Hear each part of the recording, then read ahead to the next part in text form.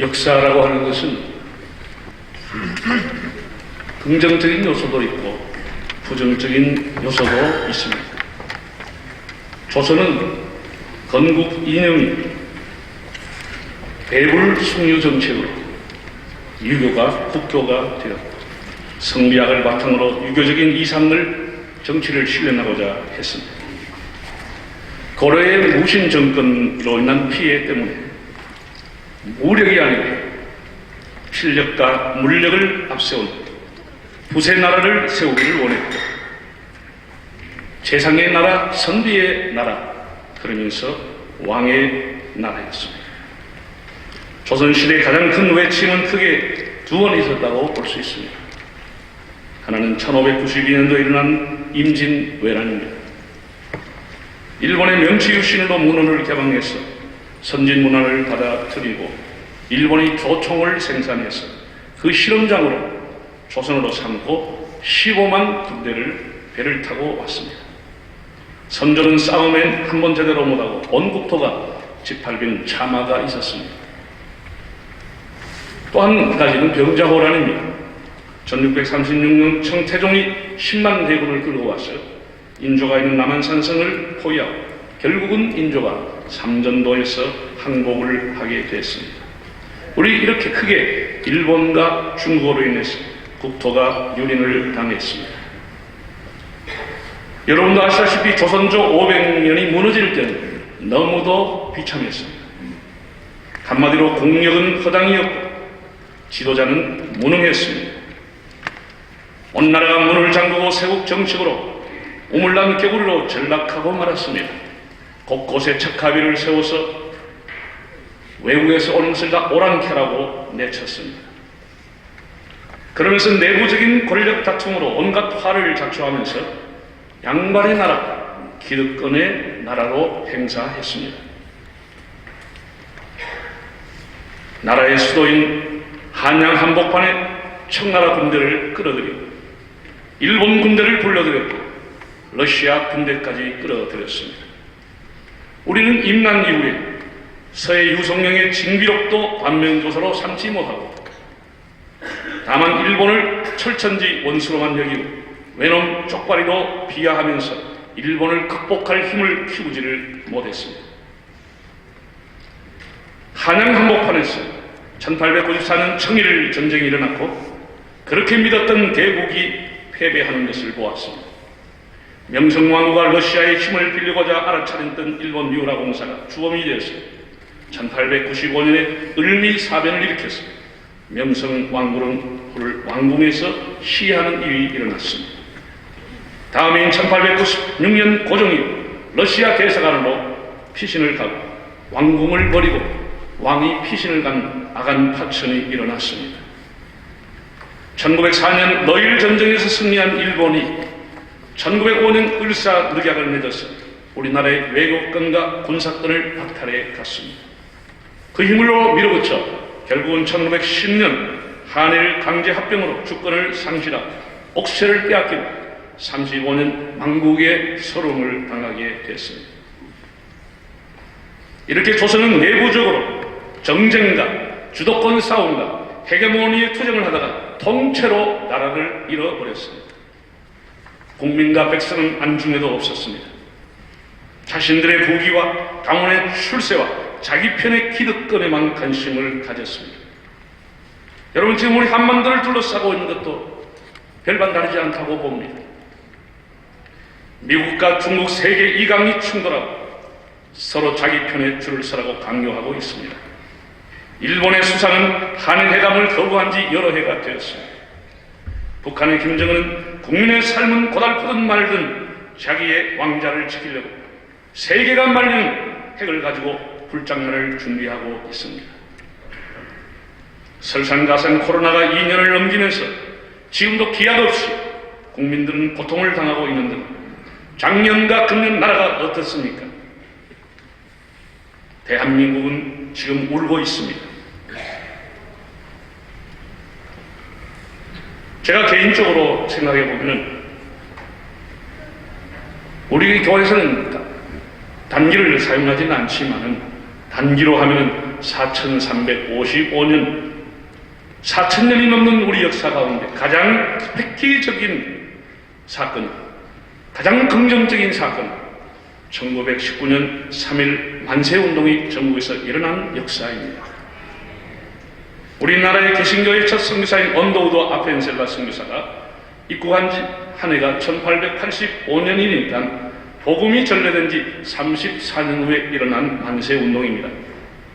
당시의 남북한 인구는 1750만 명이었고 종교인의 분포를 보면 유교와 불교가 각각 300만 명, 천도교가 200만 명, 기독교는 국민의 1.3%에 불과한 22만 명에 불과했습니다.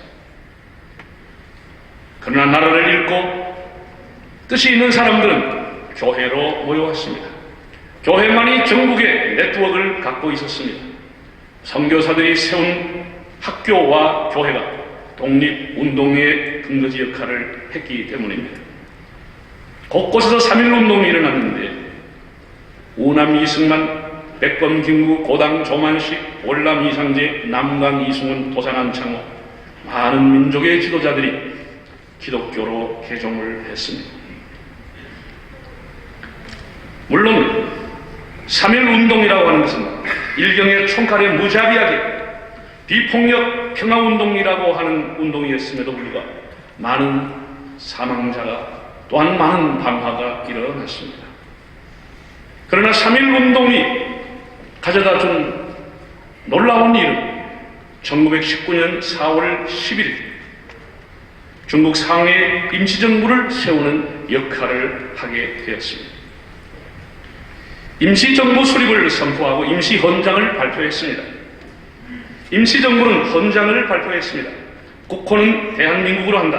헌장 1조 대한민국은 민주공화제로 한다고 공포했습니다.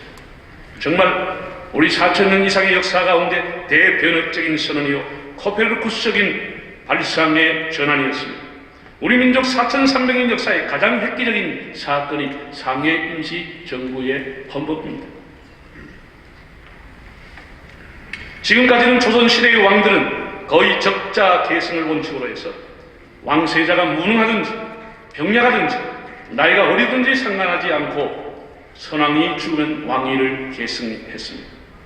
무능해도 나이가 어려도 미숙해도 임금은 나라의 주인이었습니다. 왕의 말, 왕의 입이 곧 법이었습니다. 모든 백성은 왕 한 사람을 위해 살았습니다. 전쟁이 나면 왕은 피난을 타고 가마를 타고 피난을 가고 백성들이 피 흘려 그 성을 지켜야만 했습니다. 상해 임시정부는 이런 500년의 왕조 군주제를 거부하고 대한민국, 민국을 세웠습니다. 민의 시대, 민의 주인인 나라, 민의 지도자를 선출하는 나라로 바꾸었습니다. 민의 나라의 중심인 나라를 세운 것이 상해 임시정부의 출발입니다. 4,300년 역사 속에 민은 늘 눌려 살았습니다. 잡초에 불과했습니다. 정쟁을 위한 빙작거리에 불과했습니다. 늘 가난하게 살면서도 말 한마디 하지 못하고 민은 살아왔습니다.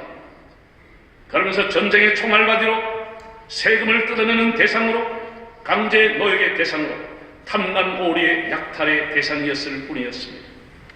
왕은 민을 두려워하지 않았습니다. 어떤 재상도 민을 두려워하지 않았습니다. 이름 없이 빛 없이 평생을 고생하다가 그렇게 불쌍하게 죽었습니다.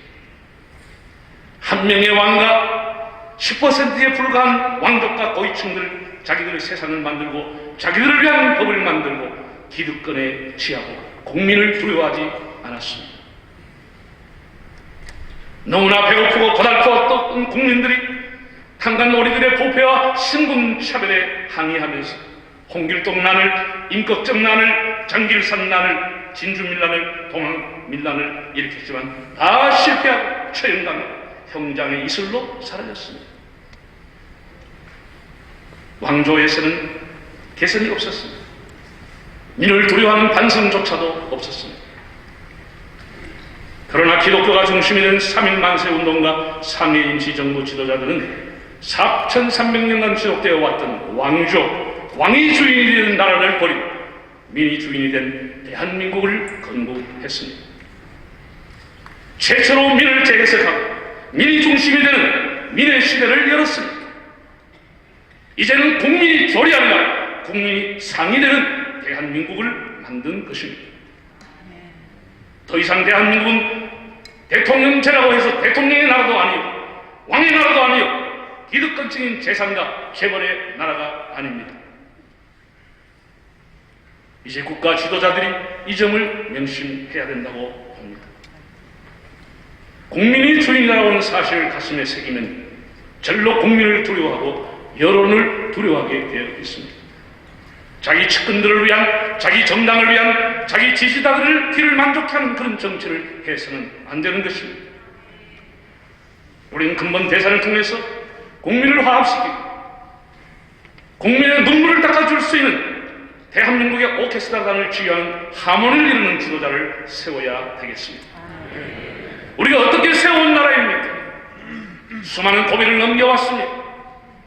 좌우 진영의 생명을 건 다툼과 6.25 전쟁 이후의 생이별과 전쟁의 고하와 거지가 천지백가르고 있던 이 가난과 보릿고개를 우리는 수없이 넘어왔습니다. 링컨은 총알보다 더 무서운 것은 국민 한 사람 한 사람의 투표라고 말했습니다. 본문 시편 33편 12절에는 여호와를 자기 하나님으로 삼은 나라, 곧 하나님의 기업으로 선택된 백성은 복이 있다고 했습니다. 또한 예수님께서 산상수훈 마태복음 6장 33절에서 너희는 먼저 그의 나라와 그의 의를 구하라, 그리하면 이 모든 것을 너희에게 더하시리라고 했습니다. 우리는 이 땅에 살면서 이 나라 백성으로서 그 나라를 지향하며 살아가는 이 나라와 그 나라 살아가는 두 시민권자입니다. 다시 말씀을 드립니다. 고조선과 삼국시대와 고려시대, 조선시대, 일제강점기와 남북분단, 우리의 산업화 민주화를 이루고 정보화 세계화를 향해서 나가는 대한민국, 그 발전의 중심에 민이 있습니다. 민은 이름 없이 빛 없이 무명용사처럼 국난의 위기 때마다 목숨을 버리며 나라를 지켜왔습니다.